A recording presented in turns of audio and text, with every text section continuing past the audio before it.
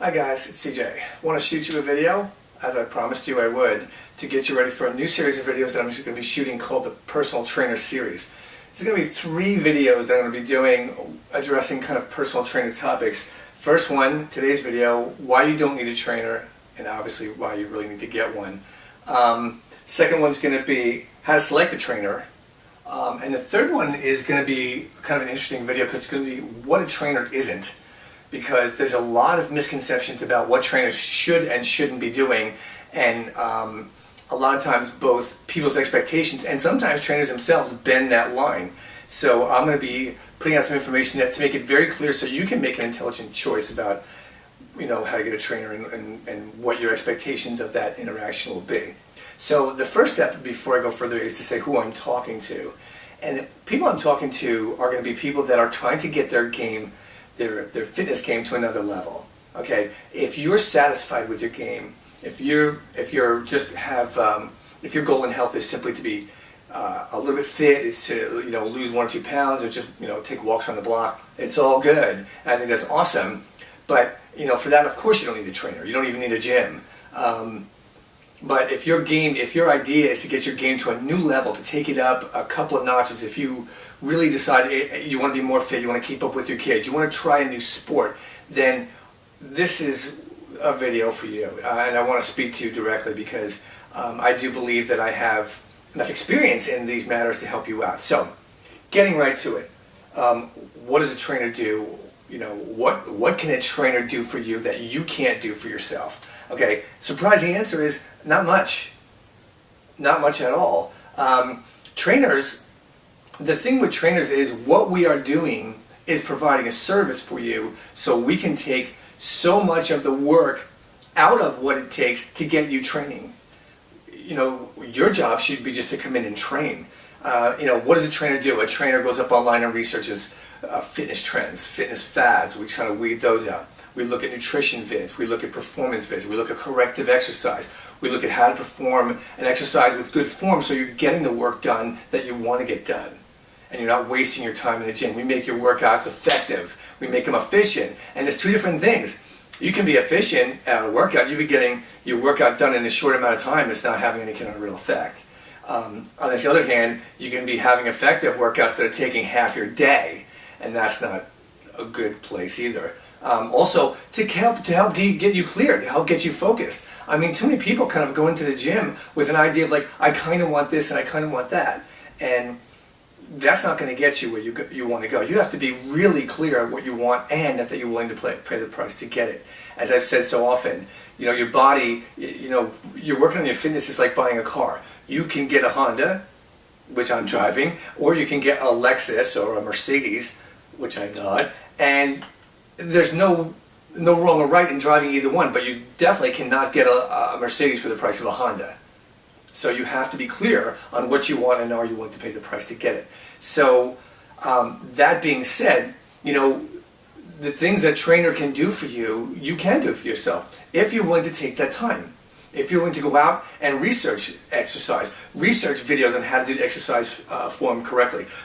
Film yourself working out, making sure you're doing the exercise right. I remember taking a yoga class, and I had been kind of self-studying yoga for about 3-4 months at that point, and felt like I knew the instructor, and I felt like I was going to really kind of show her something, and she spent most of the yoga class fixing my poses. She called it adjusting. So body awareness is very, very key, and most people are just simply not aware enough of their bodies to know when they're in the right exercise form or not. So these are the things a trainer can do for you, and that's what our job is. But for most, I would say the 2 major things that a trainer is going to do, a good trainer, is going to help you maintain perfect form or the best form you can on every exercise, and we're going to make sure that you are accountable. Because most people fail on their fitness goals simply because they cannot hold themselves accountable. Everybody's lives these days are very, very intense. It's very easy to make promises. As a matter of fact, the reason I'm making this video right now, which is at about 9 o'clock at night on a Thursday, and I got to be up at 4 o'clock tomorrow morning, which is because I said I would. I mean, you got to hold yourself accountable. And a lot of times, what gets people through that first adjustment period into getting those steady workouts and learning that kind of, learning how to push yourself is the fact that they scheduled a training appointment. So that's what a trainer can do for you. That's why you don't need a trainer, and that's why you have to get one right away. If you're really, really serious about taking your goals to that next level, it's just a great idea to have a trainer. I have had trainers. I have had great trainers. I've had people that have really showed me a lot of the things that I was doing that were holding up my progress. And my intent is to have one again. The next video coming up is going to be how to select a trainer. And that's very, very important because every training style is not right for everybody. My training style is very much of an encourager, hopefully an inspirer. My strength is definitely taking people who are either new to training or who are coming back after a long layoff, or whether they had an injury or just life came along or whatever, and helping them gain that confidence and that in their own capabilities. Because most times the first thing that goes is that confidence, and then what happens is fear comes in, and fear of being embarrassed sometimes, or fear of hurting yourself.